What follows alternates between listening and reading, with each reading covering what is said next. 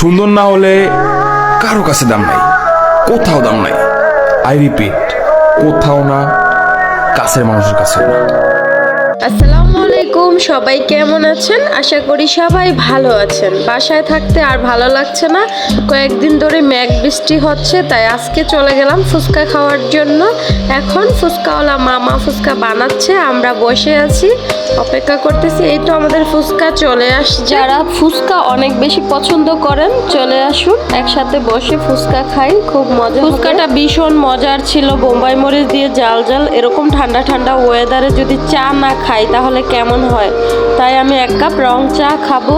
আমার মেয়েটা তো চা খেতে পারবে না, তাই চাওয়ালা মামা ওকে একটা মালতার টুকরো দিয়েছে, ও মালতা খাচ্ছে। এখন আমরা চলে আসলাম ফুল কিনতে। তো মেয়ের জন্য আমি এই গোলাপটা 30 টাকাতে নিয়েছি, আর এই সবগুলো গোলাপ শুধু আমার জন্য।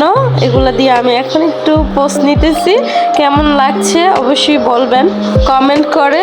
পছন্দের মানুষটা যদি এতগুলো ফুল নিয়ে আসতো আমার জন্য কেমন হতো বলেন তো।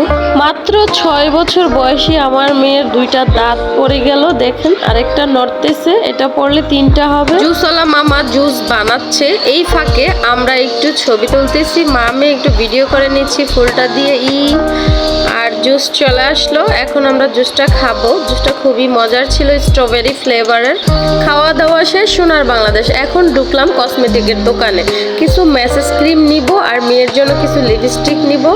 এখন আমার আবার পছন্দ হয়ে গেল বডি লোশন। তো এই মানে এগুলা নাকি দিলে শরীর ফর্সা হয়, হাত পা ফর্সা হয়, এই জন্য নিব। দেখেন আমি কত কালো, এগুলোর রেজাল্ট কিরকম জানি না, দিয়ে যদি ভালো লাগে তাহলে অবশ্যই আপনাদের সাথে একটা ভিডিও করে শেয়ার করব। এই তো এখন আমরা চলে যাচ্ছি বাসায়।